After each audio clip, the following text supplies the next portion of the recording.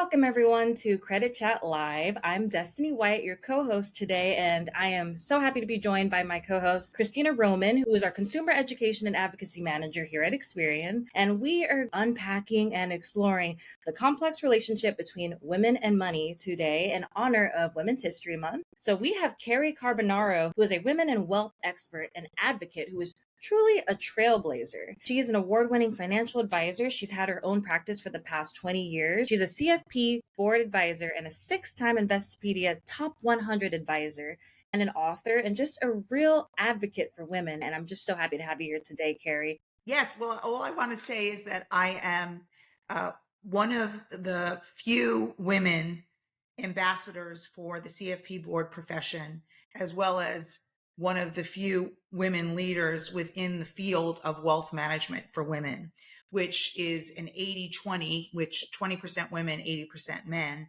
So it's there's small Wow. numbers of us, but we're small but mighty. Wow. Wow. That's absolutely amazing. Yes, and I want to add that Cary has been an amazing partner for Credit Chat since I started with Experian back in 2015. We've been thrilled to have her be a part of our weekly chats.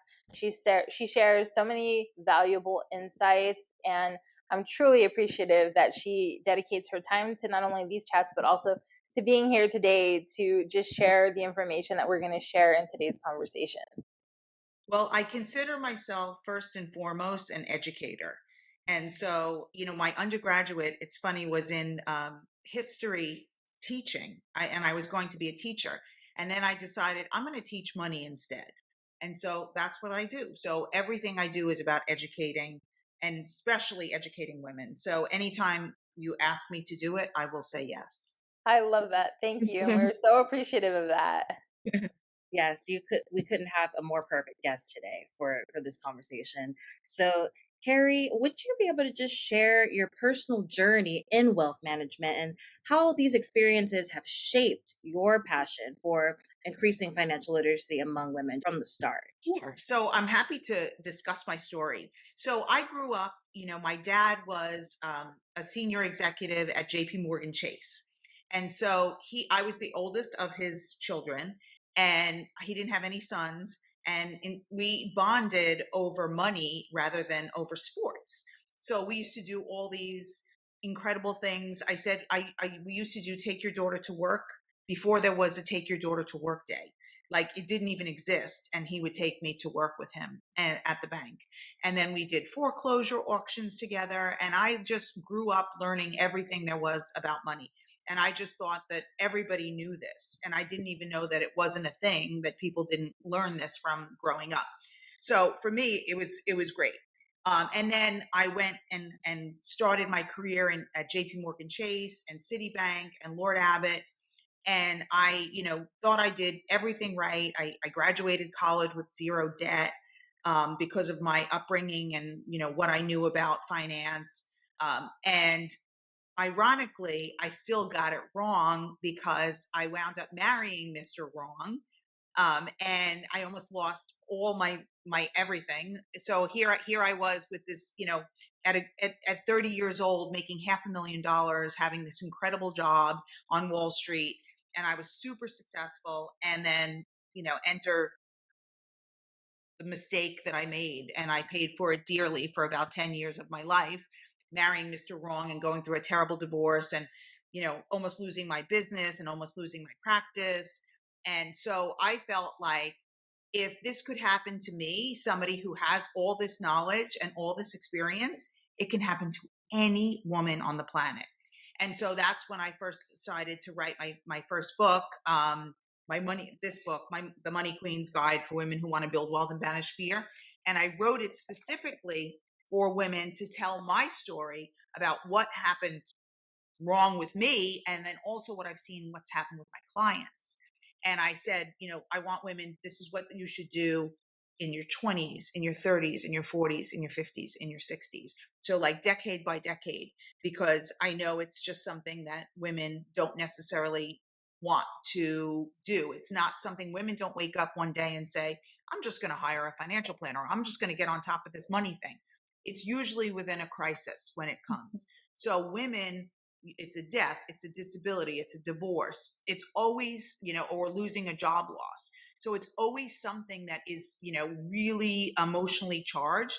And therefore, that maybe they're not thinking clearly or somebody could take advantage of them. So I always want them to have this knowledge when they're not in a crisis. And Mhm. that's something that's really important to me. Yes, and I love that. I was actually going to ask you in this conversation, since you grew up with so much information, did that make it easier for you to make smart decisions, or have you had those setbacks that you had to overcome? Because I know growing up, money wasn't often talked about in my household. It was more focused on get your education, get a good job, but then nothing about, okay, what do you do when you have that job and you're able to save for retirement and all of that? How do you maximize that? We never had those conversations. So I made a lot of mistakes in my 20s that I wish, if I had just had a little bit more knowledge, maybe I could have avoided.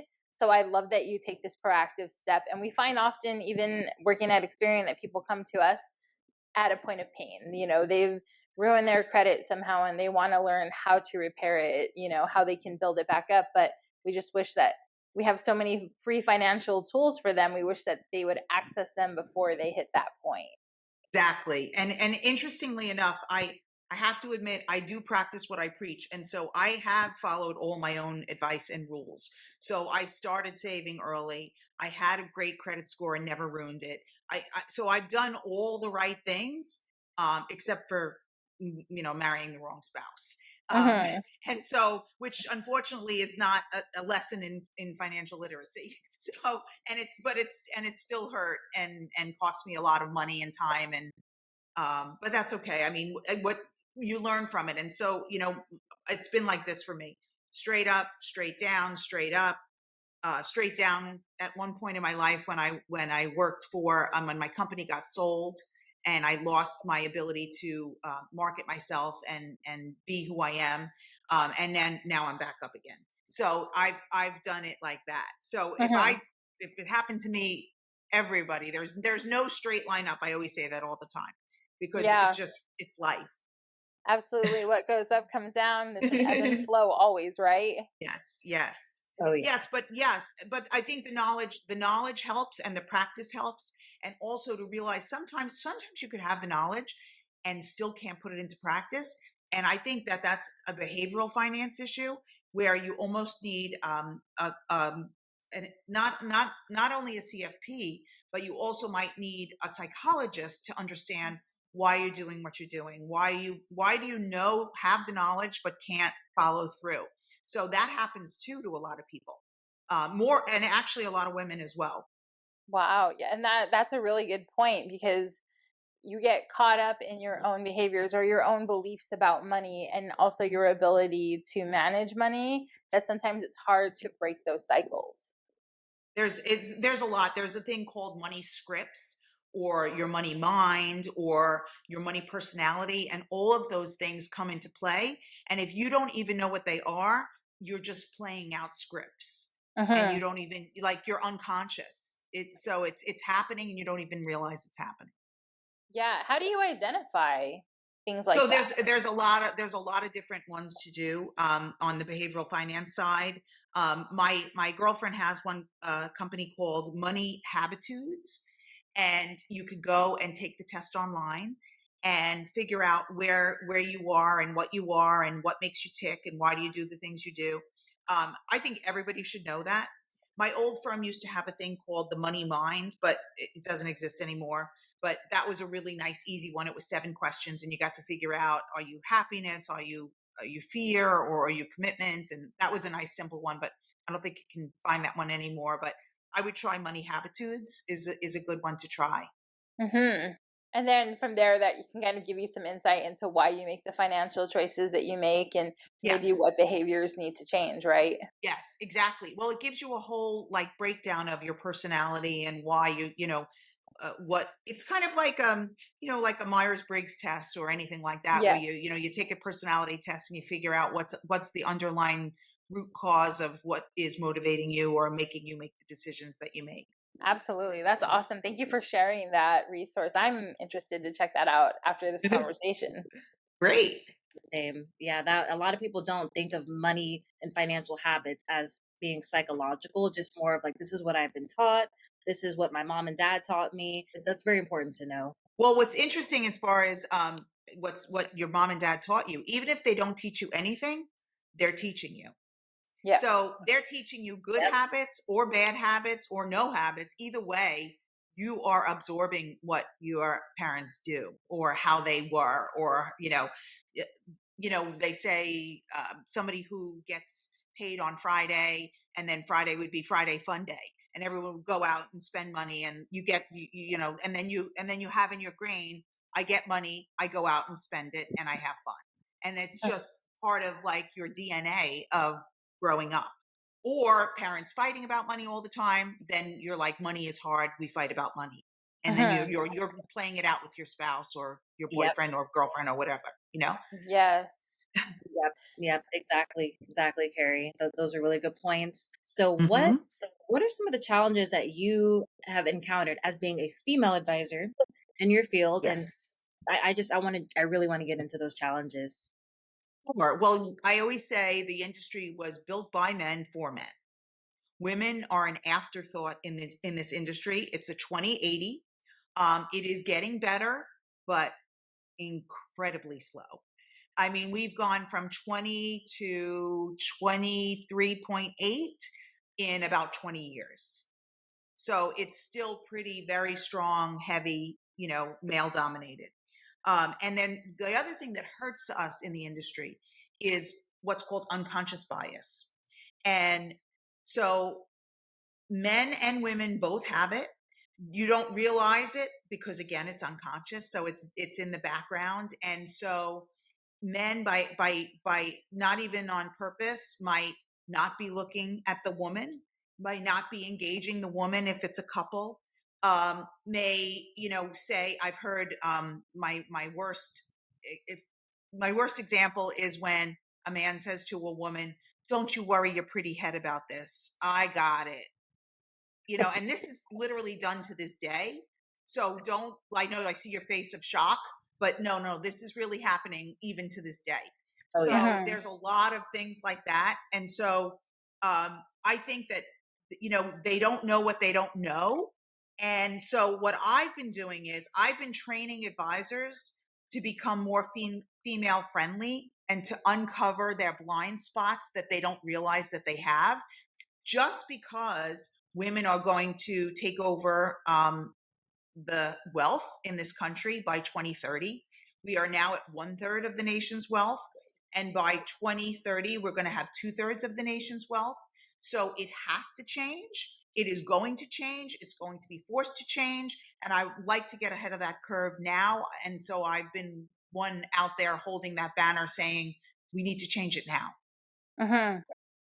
So, That's Absolutely. fantastic. so it's coming.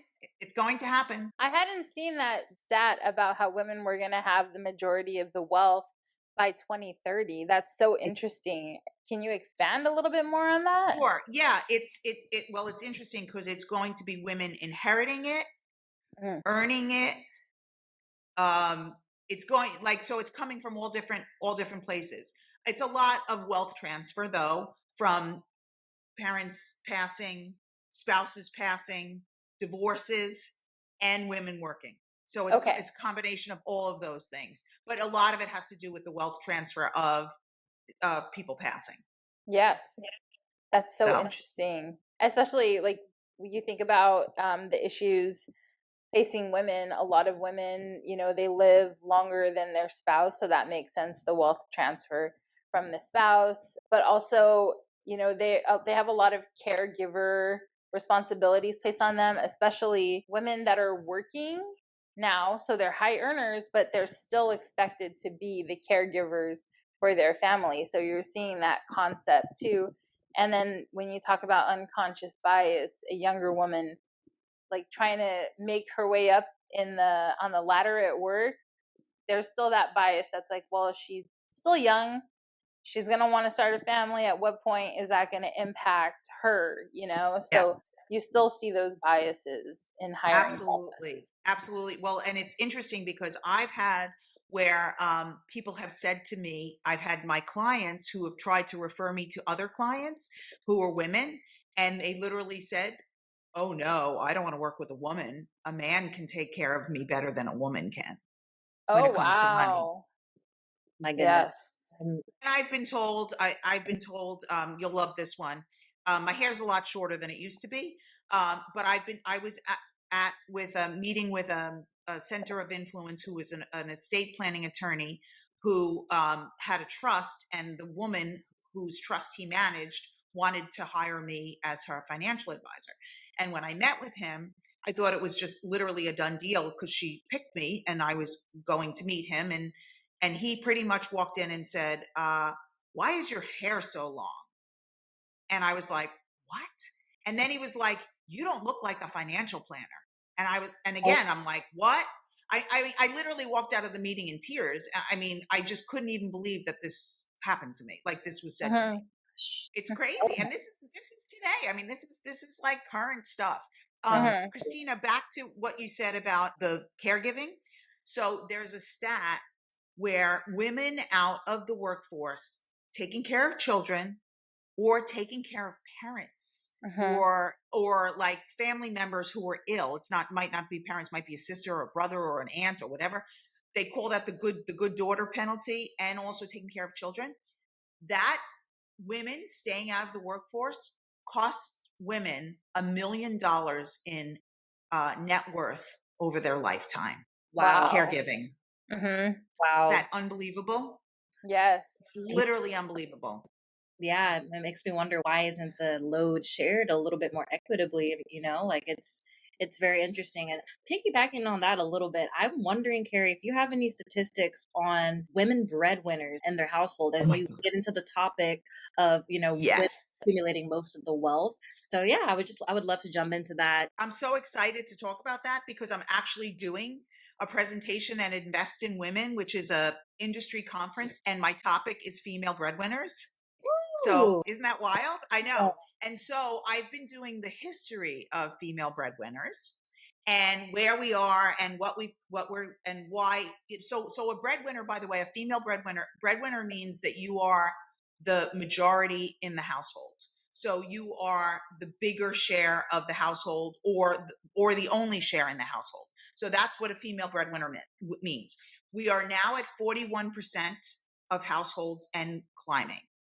So Wow. to show you back, so I went back to like, so 1950s, there was no women working, right? Or I mean, incredibly small numbers, certainly no female breadwinners.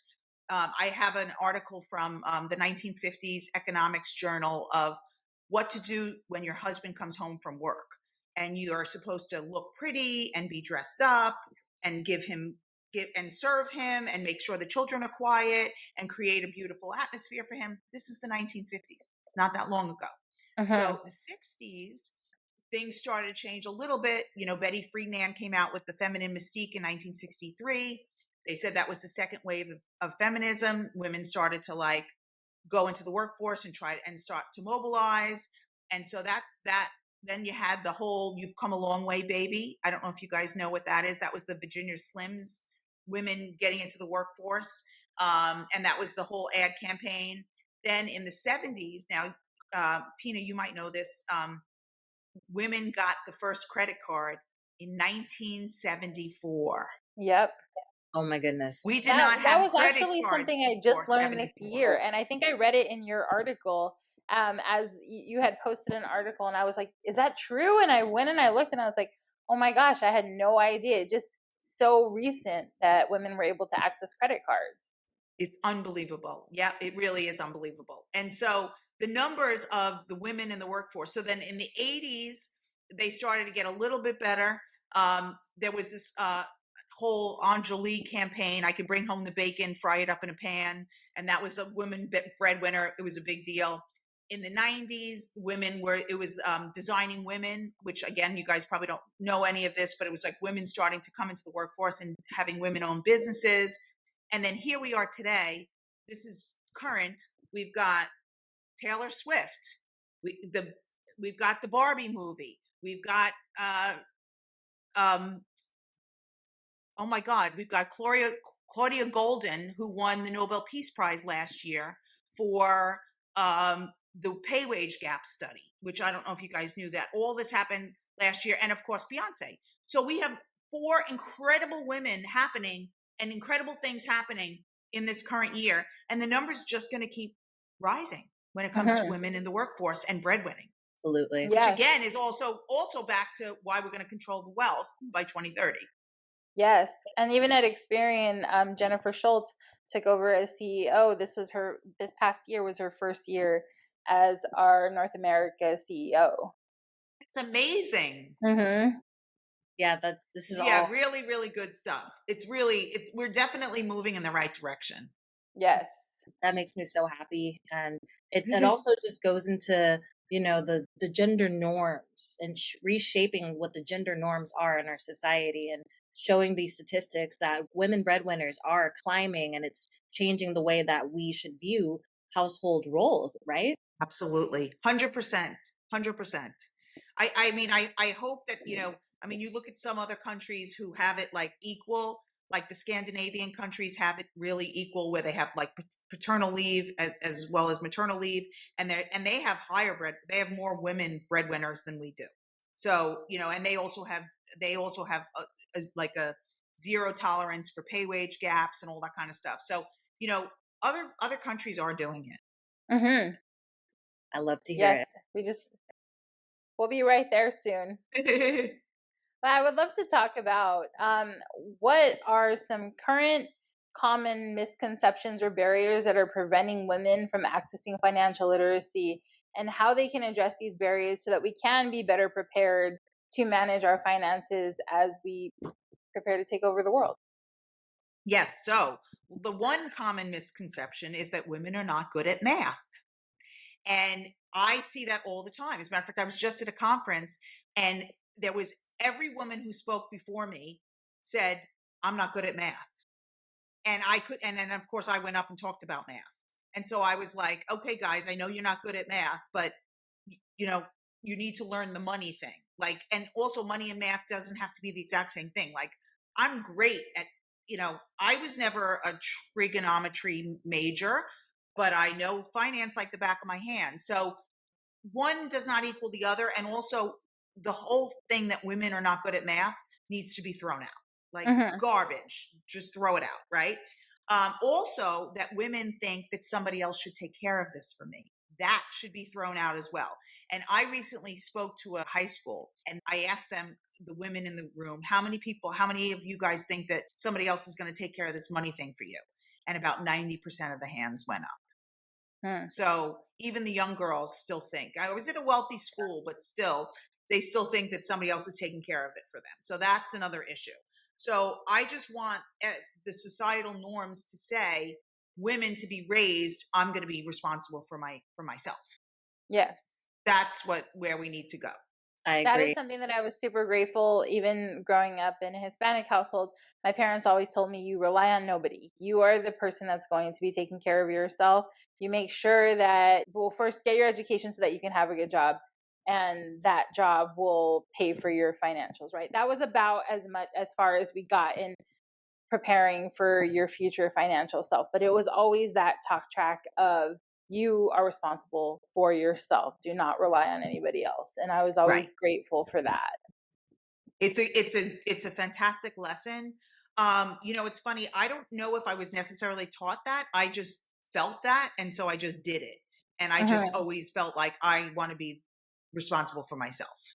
Yes. And, and it's a good thing what else? The other thing I always say, financial freedom gives you choices to make life decisions the way you want.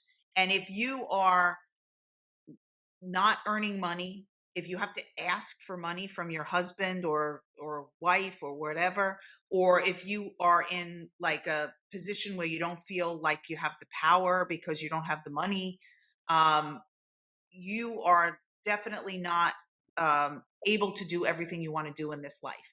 I feel like there's no limits put on yourself if you have financial freedom. You can live the life that you want. Yeah. I and agree. I feel like So we often talk about financial freedom, financial freedom. You want to achieve financial freedom. Financial freedom can mean so many different things to different people. Can you Yes. give some examples of what financial freedom can mean to people just from your own interactions with Sure, your clients? sure, sure. So to me, financial freedom is I can retire today and and I have enough money to do everything I want to do. I have, I might have my house paid off. I have no debt. I have enough money to support my lifestyle with my investments. Um, I don't have to work. Those are all to me like incredible like weights off my shoulders, like the fact that I don't have to worry about paying a mortgage, or I don't have to worry about paying a car payment, or I don't have to worry that where's my next paycheck coming from. If I can create my own money from my own assets, that is freedom. Wow. I would Well, love to get there. I will say, and I fall into that category of women that are a little bit risk averse. So I'm not. I can tell you that I need to get better at figuring out how to invest. And I would love if you could share like just some basic introductory tips on how to get over those kinds of fears of So investing or I have a great article for you that I wrote, which I don't know if you've seen it. But so many women are like this. So don't feel bad. Okay. Women in general are more conservative than men. We don't, because we have to work so hard for our money. We don't want to lose it. We may not necessarily trust the stock market because we don't understand it. Do not feel bad. That is very, very normal. So one of the things that I just wrote is I equate. Do you know what asset classes are? no. And it's okay if you don't. Okay, so asset classes are different classes of stocks and bonds and different like where like you've heard the term don't put all your eggs in one basket. Hmm. It's how you diversify into all the different asset classes, but most people don't understand the differences between them, right? So I put together an article called Why Shoes as Asset Classes. So just like you have different shoes for different needs, you have different asset classes, and I equate shoes to asset classes. Oh, okay, that's awesome. And I mean, it's so funny because one of my best friends read it and she was like, I've never understood this ever until right now. Okay. Yes, that's so we right. have to go and we need to read this article. Shoes as asset classes. I can't. I'm intrigued. Yeah, no, me. And then the other thing to get women comfortable is I like to talk about two other charts that I also love. One is a Callan chart and another one is an Ibbotson chart. Both of these you can Google them and take a look online. And a Callan chart just shows you how each asset class has performed over time, and they show up in little boxes and little like colorful boxes. So each color is a different asset class. And so you could see over time what, if again, not putting all your eggs in one basket and having a little bit of everything, you could see what happens over time. And then the Ibbotson chart shows you exactly what's happened with the market in the different asset classes from like 1920 something or 1900 to today. And you could Mm-hmm. see, and it almost looks like a straight line up, which is really interesting because when you zoom out from a timing perspective, so let's say you invest today and the market goes down 10% in the next 6 months, and that's a normal correction. But people would be like, oh my God, I just put $1,000 in, I lost $100, I'm out. I Yeah. can't do this. I can't lose my money. And then they sell it $900 and then they never get it back. Okay. But if you took and you zoomed out and said, I have a 10-year time horizon, you're never going to lose money in a 10-year time horizon. There's never been a period of time where people have lost money in a 10-year time horizon unless you were in a single stock that went bankrupt or a Ponzi scheme. That's Mm-hmm. it. Those are Mm-hmm. the only two ways you can lose money over a long time frame. And if you go back even more, let's say, you're 30 years old and you're not retiring until 65 and you got 35 years, 35-year time horizon. If Mm-hmm. you zoom out, you can't even see those little dips. Yeah. You can't even see them. Mm-hmm. That's Even such a like good the point because financial you crisis. Yeah, you get so caught up in what's going on right now and you hear all these headlines, stock market not looking great, and you're like, "Oh, wow, well, I'm glad I'm not a part of that right now." But if you look back to your point and you look at the trend over time, you would see that maybe it's not as bad as it appears, No, you it's not know. bad at all. It's literally Mhm. good. It's positive. There's no bad Yeah. if you go back. And then the other thing is women, remember I know you said earlier that, how long we live. Well, let's say we retire, let's say, you retire at 60 or whatever, and you're living to 100. You need to fund a retirement for 40 years. That may have Mhm. been more than what you worked. Yeah. So you have to fund a super long retirement because you've got a long longevity. You need to be in stocks more than a man needs to be in stocks because you've Mhm. got a longer time horizon. So you can't afford not to be in stocks, is what I tell people Yeah. all Wow. the time. Wow. Thank you for sharing that. I'm excited now. I'm definitely going to go research this, and I've got to get into it. Yeah. It's, you know what, and also I also do like the compounding interest, like the how wonderful the eighth wonder of the world is compounding interest. And if you figure out, like, if I even put $100 a month away at this age, by the time I'm 65, how much is it going to be worth? And the numbers are incredible. If you do, and you do like a stock portfolio versus if you just do cash, you'll be like, oh, guess I don't have a lot of money. Like, Mhm. just do the numbers, just do the math, and it's like it might change your view right on the spot. Because Yeah. I always do that with young people. I'm like, okay, well, if you're 20 and you start saving now, look how much you're going to have Yeah. because you've got time on your side. Mhm. Yep. And for some reason, it's always been easier for me to wrap my mind around that when it came to retirement, investing in my own retirement fund. It's like, oh, that makes sense. It's going to compound. And so I've always been able to wrap my mind around that. But for some reason, when it comes to just investing in the market, like, I've always had that barrier of like, oh, I don't know if I have enough to do that, or if I'm ready, or if I have enough knowledge about that. So, Well, so um, let me give you another suggestion on if you're going to do your retirement accounts. I always say to fund your retirement account first and max out your retirement fund at work first. Um, and you don't have to do the after tax money into the stock market. That's only if you have extra money. But fully fund your 401k first. And mhm. then if you have extra money, then you do investing outside of that. But I always say, so be comfortable with your retirement, and that's fine. You may not even have to do more than Mm, very interesting. Yeah. Thank you. Thank you so much, Carrie. I really like this conversation about just encouraging and empowering women to invest in their future and just invest in general and just having their own, like that concept of just having your own, circling back to Christina, talking about go to college, get your job. That's going to give you your stability. There's more beyond that. And some of us are taught more stereotypically to grow up and find that partner or find that man that has that wealth that will just take care of you for the rest of your life. And that's all you need to do. You meet the right person. As you were talking about earlier, Carrie, that happens. You might fall into that mindset or that trap. We all do. We all can. Anything can happen at the end of the day. You have to have your own thing going. that. So let me give you some stats about that. So first of all, a man is not a plan, right? That I always say that. Second of all, I work with women clients who are widowed and divorced. So neither of them ever plan to be widowed or divorced, but they're widowed and divorced. So even if you meet Prince Charming, and by the way, that's what we're raised with, those, the Disney classics of meeting Mhm. Prince Charming and sweeping them off your feet and, you know, whatever. I don't even, it's not really real anymore, but okay. So that's what we were raised on.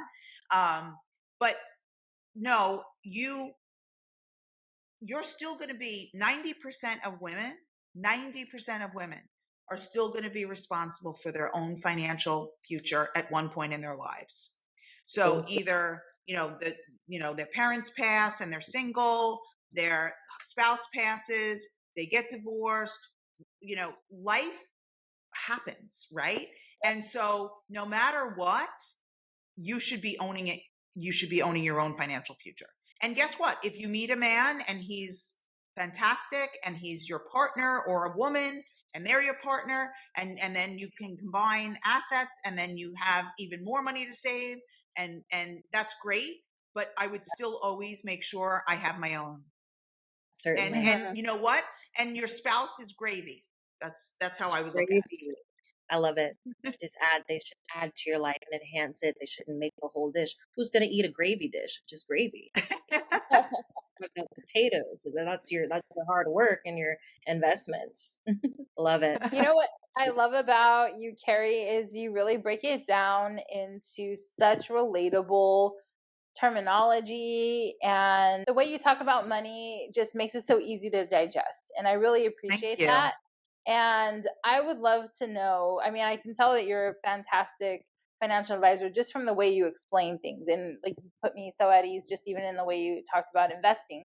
Can you explain what are some characteristics that women should look for when they are wanting to work with a financial advisor, Yes.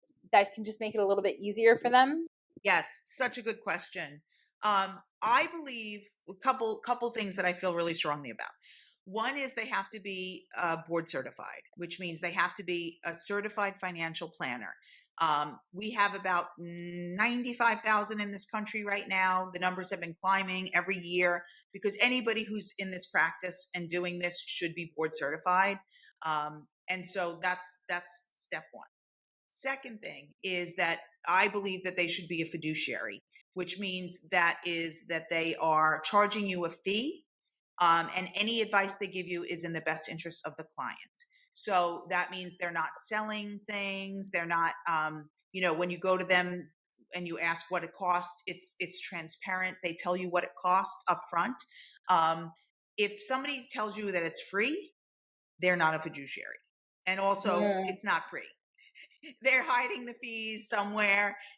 Don't believe there's no such thing as a free lunch, and nobody works for free. So if you want something for free, you're going to get something that's not for free, and that's worse than what you would if you paid for it. So that's super important. I feel like also somebody that you can ask any question to, that they don't make you feel uncomfortable to ask a question, and they teach you. And that's really important, so that you are learning from this relationship, and it's making you smarter and more knowledgeable, rather than that person taking care of it for you. You want to be able to be educated and learn alongside with that person, and that also that person is an advocate for you. That's really, all of that is super important. And also you have to feel good about that person. If I've had a couple of people say to me, I don't like my financial planner or advisor. And I'm like, then why are you working with them? I don't know. I don't understand why you would work with somebody you don't like. I don't get it, but okay. Exactly. Yeah. And they have to talk to you. You mentioned that earlier was when you go into a room with your spouse and they just talk to them, that immediately red flag, I'm out. Exactly. Yeah. And it's done more often than you would like to know. Yeah. Yes. I agree. Cary, this conversation has been absolutely inspirational, and I'm just so happy that you're here to give us this wealth of knowledge. As we wrap up our conversation, what are some strategies or just general insights that you recommend for women listening who are looking to enhance their personal financial journey? Good. It's a great question. So I think that women should know their numbers. And I think that's really important. And so the most important numbers that I would like them to know is what's their budget numbers. So what's coming in and what's going out every month. Super important to know. If you don't know, you're definitely doing something wrong, because you're probably overspending. I also want all women to know their net worth numbers. So that is your assets, which is anything that you own, minus your liabilities. Anything that you owe equals your net worth. And so, when you're young, it could be actually negative because, you don't have a lot of assets. You just got out of college. You probably have college debt. It might be, I'm sure it's a negative number, but it's okay because you're going to chip away at it over time, and it's going to, number's going to go like that over time. That's a number that usually goes like this over time. If you're doing the right things, it goes like that over time. So that's really important. They need to know their credit scores. another super important thing, because if they don't have good credit, it's going to cost them hundreds of thousands of dollars over their lifetime. So I think that that's another really important thing for women to know, and manage. And with all the great tools that you guys provide, it's easy for people to do. Back in the day, like I remember, like in the 80s and 90s, nobody even knew what went into the credit score. Like it was like the behind the scenes type thing where behind the curtain, where you didn't know what was included in that. I actually went in the 90s. I actually worked for Citibank credit cards because I wanted to know what went into the FICO score, and I wanted to get under the hood. And so I did a stint there for a year and a half so I could learn what went into that FICO score, so I could raise my score up to like an over 800. But now it's like, it's so simple because there's all these incredible tools that you guys provide. So people are very lucky that they can manage it effectively today. So the other thing I would say, what else for women to do? Women should also don't be afraid of investing. And, definitely read my piece on the shoes as asset classes, because I think it will make sense to you. And do not neglect yourself when it comes to savings. At savings, investing, don't put others before you. You are just as important. Put yourself first. So. That's amazing. I love that. Spoke to me. I really appreciate that, Cary. Christina, I love that Cary mentioned there's different things at Experian that can help benefit a lot of people listening today. So just to wrap up our conversation, Christina, do you have a couple of resources for those listening? Yes, I have a few resources, and I'm really happy that Cary mentioned that. And to her point, when I was younger and I was trying to figure out how to get a car loan, I went and I applied, and my credit was so poor that I was approved at a 19% interest rate. And I had no idea at the time how credit worked, how credit scores worked, and I didn't even know how to access them. And now I'm so happy to share that you can access your credit scores completely free once a month through Experian. We offer free credit monitoring, and when you access your Experian credit report, you get access also to your FICO score. And that comes with a list of factors that's helping or hurting your credit score. And this is really great information to have, because if you're on the credit rebuilding process as I was, and I knew exactly what was hurting my score, and I knew what actions I needed to take to improve it. Now, granted, I'd made a lot of mistakes in my 20s. I mentioned that. I always own up to it. But just having that information is so vital, and it really sets you on the path to start making positive changes in your life. So I want to reiterate that you have access to these resources. You have access to these tools. You can get it for free monthly. If you want to pay for the premium service, you can do that, and you can access it for free daily. But we also have educational articles about credit. So if you're wanting to learn how credit works, how to manage your credit, as Cary mentioned, the FICO score factors, we have articles on all of that so that you can learn and you could build your best possible credit profile. Thank you so much, Christina. And also make sure to join our weekly credit chat on X every Wednesday at 12 p.m. Pacific, 3 p.m. Eastern. And thank you both so much for joining us. And I really, really enjoyed the conversation. Thank you for tuning in to Credit Chat Live.